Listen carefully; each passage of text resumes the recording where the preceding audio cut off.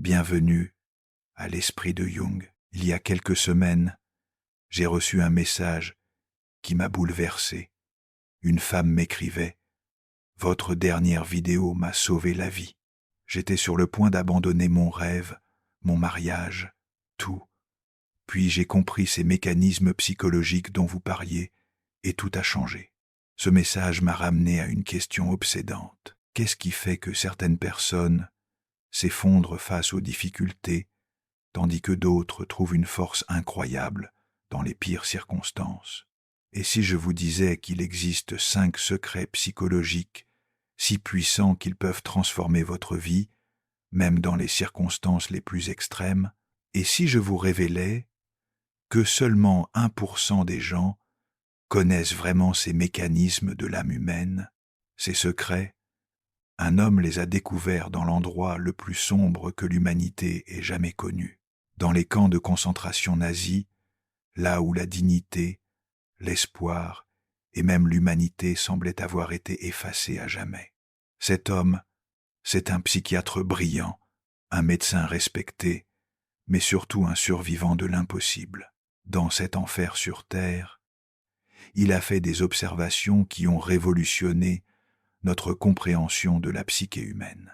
Ce que ce psychiatre a découvert, et que Carl Jung lui-même aurait admiré, c'est que la psyché humaine cache une puissance que même la souffrance, la faim et la mort ne peuvent pas briser, à condition de savoir comment l'activer. Imaginez dans le même camp, dans les mêmes conditions atroces, certains prisonniers s'effondraient en quelques semaines. D'autres trouvaient une force mystérieuse pour continuer, jour après jour, mois après mois. Quelle était la différence? Ce n'était ni la force physique, ni l'âge, ni même les conditions de détention particulières. C'était quelque chose de bien plus profond, quelque chose qui touche à l'essence même de ce qui nous rend humains. Pendant 3 longues années, ce psychiatre a observé, analysé, étudié les mécanismes de survie psychologique. Il a découvert que la résistance humaine ne dépend pas de ce qu'on pourrait croire. Les plus forts physiquement n'étaient pas toujours ceux qui survivaient, les plus intelligents non plus. Même ceux qui avaient le plus d'expérience de la souffrance n'étaient pas forcément les plus résilients. Non, il y avait autre chose. 5 mécanismes psychologiques précis qui, une fois activés, rendaient l'être humain pratiquement indestructible mentalement. Fermez les yeux un instant et imaginez-vous dans la situation la plus difficile que vous ayez jamais vécue. Cette période où tout semblait s'effondrer autour de vous, où vous vous demandiez comment vous alliez faire pour continuer. Maintenant, imaginez que cette difficulté soit multipliée par 1000, que tout ce qui vous définit, votre nom, votre statut, vos possessions, votre liberté, soit effacé. Qu'est-ce qui vous permettrait encore de vous lever chaque matin? La plupart des gens pensent que c'est l'instinct de survie, l'espoir d'une délivrance, ou simplement l'habitude. Mais la vérité découverte dans ces camps va bien au-delà. Dans les 35 prochaines minutes, je vais vous révéler ces 5 secrets avec une précision chirurgicale. Des secrets appuyés par des décennies de recherche scientifique, des témoignages bouleversants et des stratégies concrètes que vous pourrez appliquer immédiatement. Chacun de ces secrets a été testé dans les conditions les plus extrêmes que l'humanité ait connues. S'ils fonctionnent là, imaginez leur puissance dans votre vie quotidienne. Mais je vous préviens, cette connaissance va bouleverser votre façon de voir les difficultés, les échecs et même le sens de votre existence. Une fois que vous connaîtrez ces mécanismes, vous ne pourrez plus jamais dire « je n'y arrive pas de la même manière », car vous saurez exactement quelles ressources psychologiques vous avez négligées. Avant de commencer, prenons un engagement mutuel. Moi, je m'engage à vous livrer ces secrets sans filtre, avec toute leur puissance révolutionnaire. Vous, engagez-vous à aller jusqu'au bout, car le 5e secret, celui qui a littéralement sauvé des milliers de vies, ne se révélera qu'à la fin. Et si ces révélations transforment votre vision de la vie, promettez-moi de partager cette connaissance. Car dans un monde où tant de gens se sentent impuissants face aux difficultés, ces secrets pourraient littéralement sauver des vies. Êtes-vous prêt à découvrir ce qui se cache dans les 1% de connaissances psychologiques les plus puissantes de l'humanité? Premier secret, le sens est plus fort que la douleur. Dans ces camps de l'horreur, notre psychiatre a observé quelque chose d'extraordinaire et de troublant à la fois. 2 prisonniers, dans exactement la même baraque, soumis aux mêmes privations, aux mêmes humiliations, aux mêmes terreurs quotidiennes. Pourtant, l'un survivait, tandis que l'autre s'effondrait complètement. Pendant des mois, il a étudié ce phénomène avec l'œil scientifique du psychiatre qu'il était, et il a découvert la différence fondamentale qui change tout le sens. Celui qui avait un pourquoi, retrouver sa femme, finir le manuscrit caché dans sa veste, témoigner au monde de ses atrocités, transmettre sa découverte scientifique, trouver une énergie inépuisable pour continuer, même quand son corps criait grâce, même quand l'horreur dépassait l'entendement, cette flamme intérieure restait allumée. C'était plus fort que la faim, plus fort que le froid, plus fort que l'humiliation. Il l'a résumé dans une phrase qui résonne encore aujourd'hui. Celui qui a un pourquoi peut supporter presque tous les comment. Mais ce n'est pas juste une belle philosophie née de la souffrance. C'est une vérité scientifique prouvée par des dizaines d'études modernes. L'Université du Michigan a suivi 7000 personnes pendant 9 ans. Résultat stupéfiant. Celles qui avaient un sens clair à leur vie avaient un système immunitaire 50% plus performant que les autres. Harvard a mené une étude sur 75 ans, oui, 75 ans, et a découvert que les personnes avec un purpose clair vivaient en moyenne 7 ans de plus et avaient 50% moins de risque de développer la maladie d'Alzheimer. Mais le plus fascinant vient des neurosciences. Des IRM cérébrales révèlent que quand nous avons un sens clair, notre cerveau se réorganise littéralement. Le cortex préfrontal, notre centre de contrôle exécutif, devient plus actif et plus connecté. Plus incroyable encore, les personnes avec un sens fort produisent moins de cortisol, l'hormone du stress, et plus de sérotonine, l'hormone du bonheur, même dans des situations difficiles. C'est comme si le cerveau disait « Ok, je sais pourquoi on fait ça, alors je vais mobiliser toutes mes ressources. Laissez-moi vous raconter l'histoire la plus bouleversante que j'ai jamais entendue. Dans ce camp, il y avait un homme brisé qui avait tout perdu, sa famille, son travail, ses économies d'une vie. Chaque jour, il répétait « À quoi bon continuer? Tout est fini. » Puis un jour, quelqu'un lui a montré une photo froissée qu'il avait cachée, celle de ses 2 petites filles. Cet homme a regardé ce visage innocent et s'est dit « Elles doivent savoir ce qui s'est passé ici. Quelqu'un doit leur raconter l'histoire de leur grand-père. » Du jour au lendemain, cet homme s'est transformé. Il a commencé à mémoriser chaque détail, chaque nom, chaque visage. Il s'est mis à aider les plus faibles, à organiser de petits réseaux d'entraide. Sa mission était devenue sa force. Il a survécu. Et après la guerre, il a effectivement retrouvé ses petites filles et leur a transmis non seulement son histoire, mais une leçon de vie qu'elles n'oublieront jamais. Tous les pourquoi ne se valent pas. Les recherches distinguent 3 types de sens qui donnent une force particulière. Le sens relationnel. Je dois survivre pour retrouver ma famille, protéger mes enfants, prendre soin de mes parents. Le sens créatif. J'ai quelque chose d'unique à apporter au monde, une œuvre à terminer, une découverte à partager. Le sens testimonial. Je dois témoigner, transmettre. empêchez que cela ne se reproduise. Voici un exercice qui a transformé des milliers de vies. Prenez une feuille et répondez à ces questions. Si vous appreniez qu'il vous reste exactement 1 an à vivre, quelle serait la chose la plus importante à accomplir? Qu'est-ce qui vous rendrait fier de votre existence sur votre lit de mort? Quelle injustice dans le monde vous révolte au point de vouloir y consacrer votre vie? Ces réponses vont révéler votre véritable pourquoi. Et attention, une fois que vous l'aurez identifié, votre vie ne sera plus jamais la même. Regardez les exemples autour de vous. Pourquoi une mère de famille trouve-t-elle, elle, la force de se lever à 5 heures du matin pour travailler et s'occuper de ses enfants? Pourquoi un chercheur passe-t-il des années sur le même projet malgré les échecs répétés?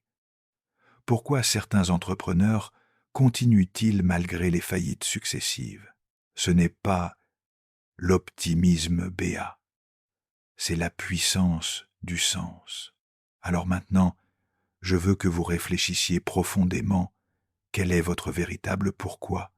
Pas celui que vous croyez avoir, mais celui qui vous ferait tenir debout même quand tout s'effondre. Partagez-le dans les commentaires. Inspirez les autres. Car parfois, lire le pourquoi d'une autre personne nous aide à découvrir le nôtre. Car ce premier secret n'est que le début. Le deuxième va vous révéler la liberté que personne ne peut vous enlever. Deuxième secret, la dernière liberté humaine.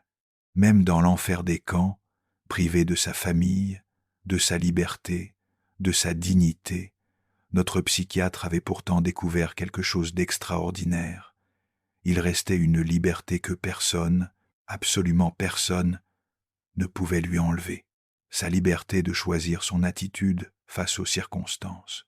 Dans les pires moments, quand tout semblait perdu, il se disait « On peut tout me prendre, sauf la dernière des libertés humaines, choisir ma réaction face à ce qui m'arrive. » Cette découverte est révolutionnaire car elle renverse complètement notre vision de la victimisation. Nous ne sommes pas les victimes passives de nos circonstances. Même dans les situations les plus extrêmes, nous gardons le pouvoir de choisir notre réponse.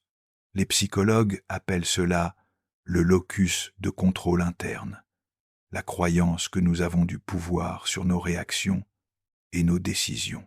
Et la science le confirme de manière stupéfiante. L'université de Stanford a mené une étude révolutionnaire. Ils ont suivi 1000 personnes confrontées à des traumatismes majeurs, accidents, maladies graves, perte d'emploi, décès d'un proche. Résultat, ceux qui se concentraient sur ce qu'ils pouvaient en contrôler, leurs réactions, leurs décisions, leur attitude, récupéraient 3 fois plus vite que ceux qui se focalisaient sur ce qu'ils ne pouvaient pas se contrôler. Plus impressionnant encore, des IRM cérébrales montrent que les personnes avec un locus de contrôle interne développent littéralement un cortex préfrontal plus épais, la zone du cerveau responsable de la prise de décision et du contrôle des émotions. Laissez-moi vous raconter l'histoire de Martin, un homme d'affaires qui a tout perdu en 2008. Sa société, sa maison, ses économies, tout s'est écroulé en quelques mois. Sa femme l'a quitté, emmenant leurs enfants. Martin avait 2 choix, se victimiser ou reprendre le contrôle. Les 6 premiers mois, il a choisi la victimisation. Il buvait, accusait la crise, le gouvernement, sa femme, la malchance. Résultat, dépression profonde et plus aucune perspective. Puis un jour, il est tombé sur cette citation. Entre le stimulus et la réponse, il y a un espace. Dans cet espace réside notre pouvoir de choisir notre réponse. Et dans notre réponse réside notre croissance et notre liberté. Martin a réalisé qu'il avait abandonné son pouvoir. Il a commencé à se demander « Qu'est-ce que je peux contrôler maintenant ?» Sa réponse, ses actions, son attitude, ses décisions d'aujourd'hui, en 2 ans, Il avait reconstruit une vie encore plus riche qu'avant. Il avait créé une nouvelle entreprise, trouvé un nouvel amour, et surtout, il avait découvert une force en lui qu'il ne soupçonnait pas. Dans les camps, notre psychiatre a identifié 3 niveaux de liberté qui restent toujours accessibles. Niveau 1. La liberté de perception. Même situation, mais vous pouvez choisir comment l'interpréter. Est-ce une catastrophe ou une opportunité de grandir, un échec ou un apprentissage, une injustice ou un défi? Niveau 2. La liberté de réaction émotionnelle. Vous ne pouvez pas empêcher la première émotion, elle est automatique, mais vous pouvez choisir la suivante. Après la colère, choisissez-vous l'amertume ou la détermination? Niveau 3. La liberté d'action. Dans n'importe quelle situation, il existe toujours au moins une action possible, même minuscule. Le simple fait de respirer consciemment est déjà un choix, un acte de résistance face au désespoir. Voici une technique révolutionnaire développée à partir de ces observations.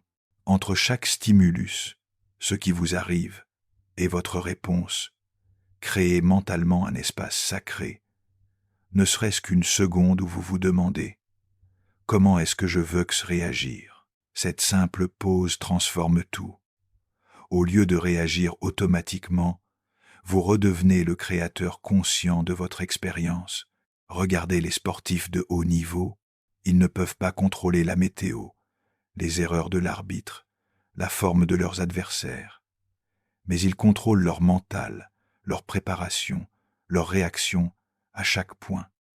C'est exactement ce mental de champion que vous pouvez développer dans votre vie quotidienne. Roger Federer, après une défaite cruelle, dit toujours la même chose.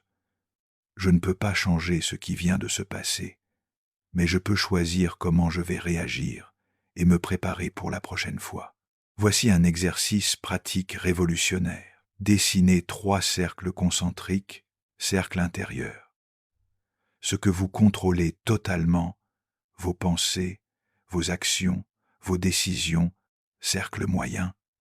Ce que vous influencez, vos relations, votre environnement proche, cercle extérieur.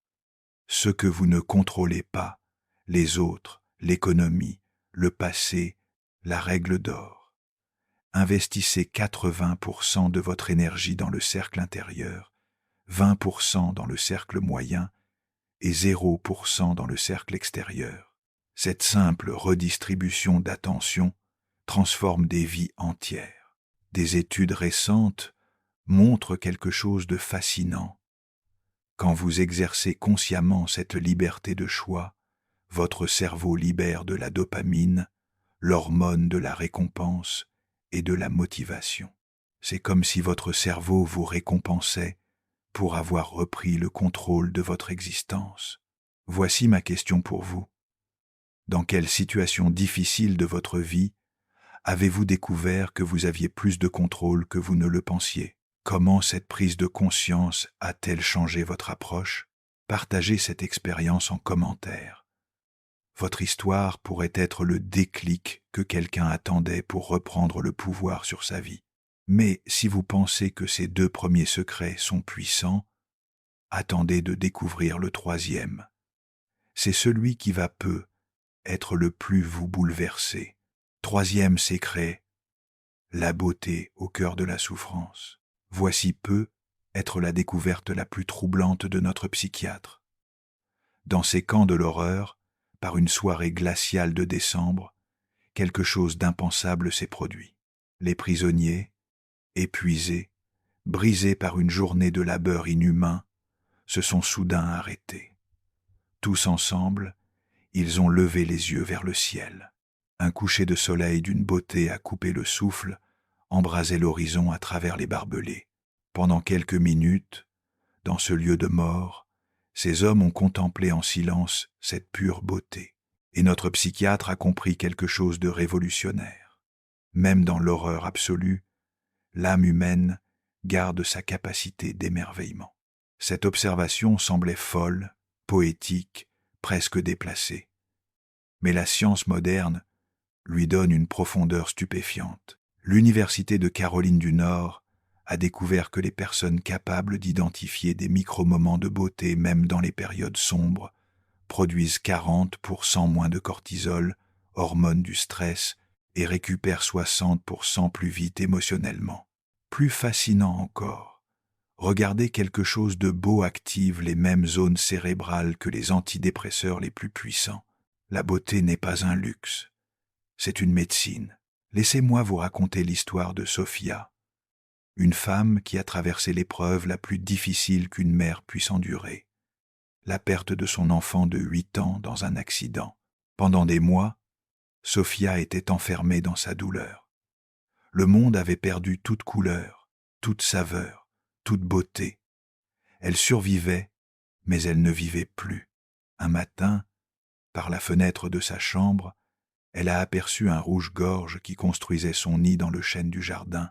Pendant quelques secondes, juste quelques secondes, elle a oublié sa douleur pour admirer la délicatesse de ce petit être qui préparait l'arrivée de la vie.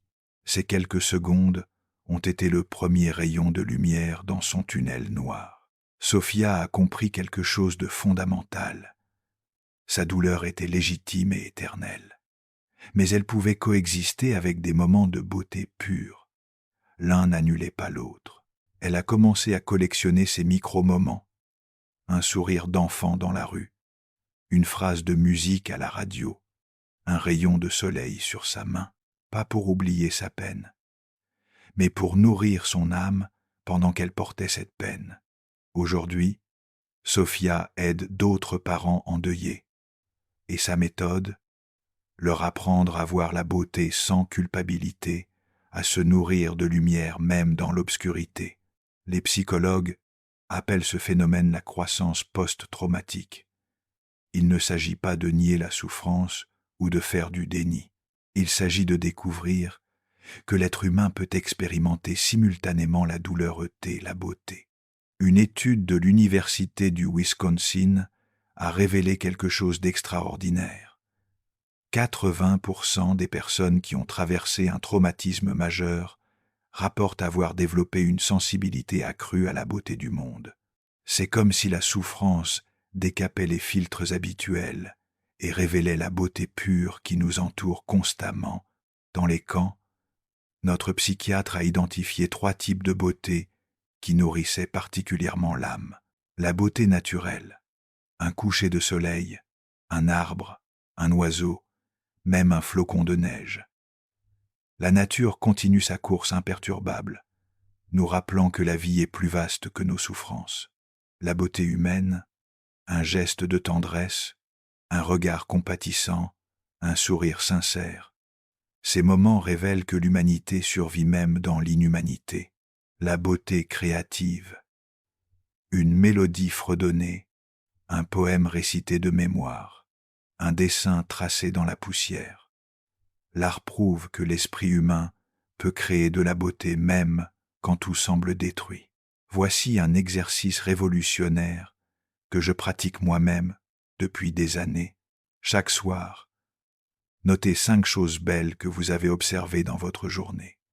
Pas 5 bonnes choses, mais 5 belles choses.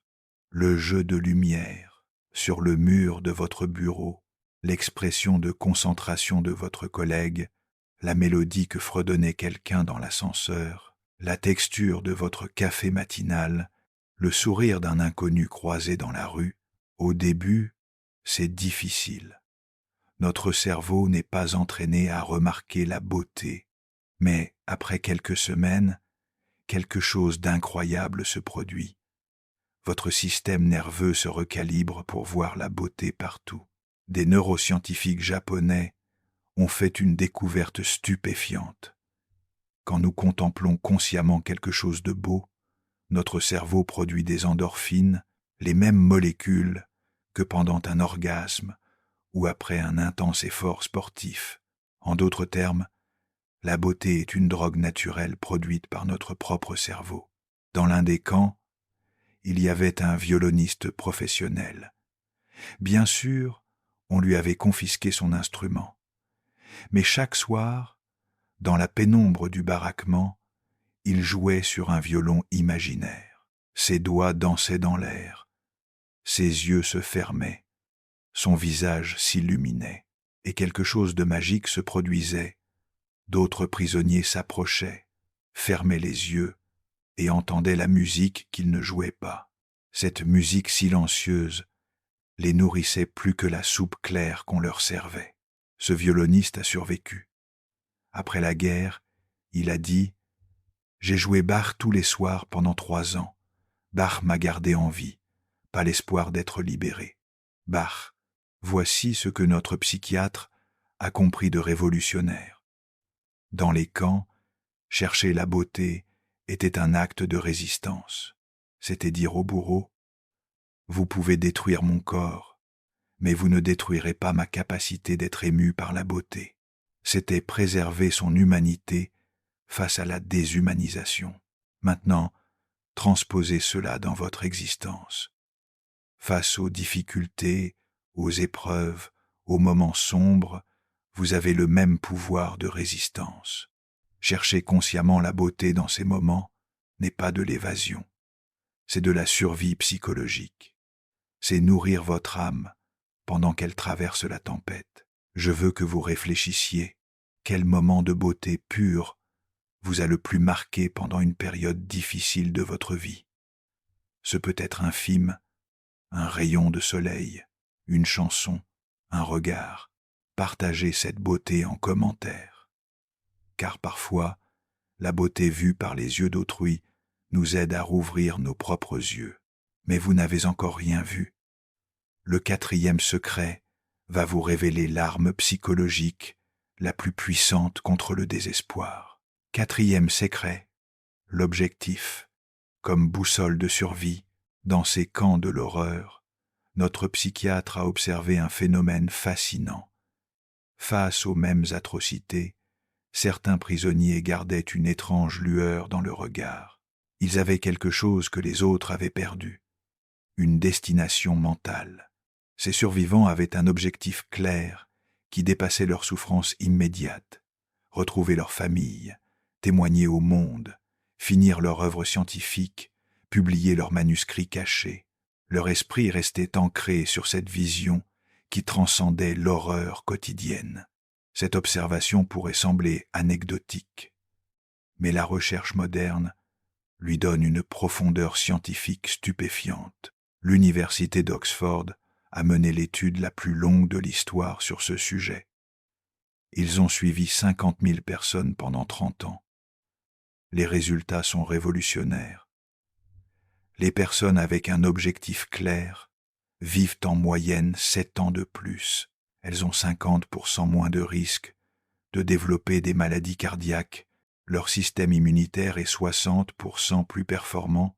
Elles récupèrent 3 fois plus vite des traumatismes. Mais le plus fascinant, c'est ce qui se passe dans le cerveau. Des IRM cérébrales révèlent que les personnes avec un objectif vital développent littéralement un cerveau différent. Le cortex préfrontal s'épaissit, c'est votre centre de planification et de contrôle exécutif. L'hippocampe devient plus actif, votre centre de la mémoire et de l'apprentissage, l'amygdale se calme. Votre centre de la peur et de l'anxiété, en d'autres termes, avoir un objectif clair, recable votre cerveau pour la résilience. Laissez-moi vous raconter l'histoire la plus bouleversante que j'ai jamais entendue sur le pouvoir de l'objectif. Dans un camp, il y avait un médecin qui avait caché dans la doublure de sa veste le manuscrit de sa vie, une découverte révolutionnaire sur le traitement de la dépression. Ce manuscrit représentait 15 ans de recherche. Un jour, les gardiens ont trouvé et brûlé le manuscrit devant lui. Ce médecin s'est effondré. Il avait perdu la raison de survivre. Mais alors que tout semblait fini, quelque chose d'extraordinaire s'est produit. Ce médecin s'est dit « Ils ont brûlé le papier, mais pas ma connaissance. Je vais recréer ce manuscrit de mémoire, page par page, et il sera encore meilleur. » Chaque nuit, dans sa tête, Il réécrivait son livre. Il l'améliorait, l'enrichissait, le perfectionnait. Cet objectif mental est devenu sa forteresse psychologique. Non seulement il a survécu, mais après la guerre, il a effectivement publié ce livre qui a révolutionné le traitement de la dépression et sauvé des milliers de vies. Son objectif ne l'a pas seulement gardé vivant, il l'a rendu plus fort. Dans ses observations, notre psychiatre a identifié 4 types d'objectifs qui donnent une force de survie particulière, l'objectif relationnel. Je dois retrouver ma famille, protéger mes enfants, me réconcilier avec quelqu'un. L'objectif créatif. J'ai une œuvre à terminer, quelque chose d'unique à apporter au monde. L'objectif de justice. Je dois témoigner, empêcher que cela ne se reproduise, réparer une injustice. L'objectif de transmission. Je dois enseigner ce que j'ai appris, former la génération suivante. Voici ce qui est révolutionnaire. L'objectif agit comme un télescope mental. Il vous permet de voir au-delà de la souffrance immédiate vers une destination qui donne un sens à cette souffrance. Sans objectif, chaque obstacle paraît insurmontable. Avec un objectif, chaque obstacle devient simplement un test à franchir sur le chemin. Laissez-moi vous raconter l'histoire moderne de Sarah, qui illustre parfaitement ce mécanisme. Sarah avait créé une start-up révolutionnaire dans la santé mentale. En 2 ans, elle a fait 5 faillites successives. Sa famille ne la soutenait plus. Ses amis lui disaient d'abandonner. Elle était ruinée, épuisée, brisée. Mais Sarah avait un objectif qui la dépassait. Elle avait perdu son frère par suicide à 16 ans. Sa technologie pouvait prévenir d'autres tragédies similaires. Cet objectif était plus fort que ses échecs, plus fort que sa fatigue, plus fort que les critiques. À la 6e tentative, Sarah a réussi. Sa start-up vaut aujourd'hui 100 millions d'euros et a déjà sauvé des milliers de vies. Quand on lui demande son secret, elle dit « Je ne me battais pas pour moi. Je me battais pour mon frère et pour tous les autres frères et sœurs que je pouvais encore sauver. » Voici un exercice révolutionnaire pour créer votre propre télescope mental, étape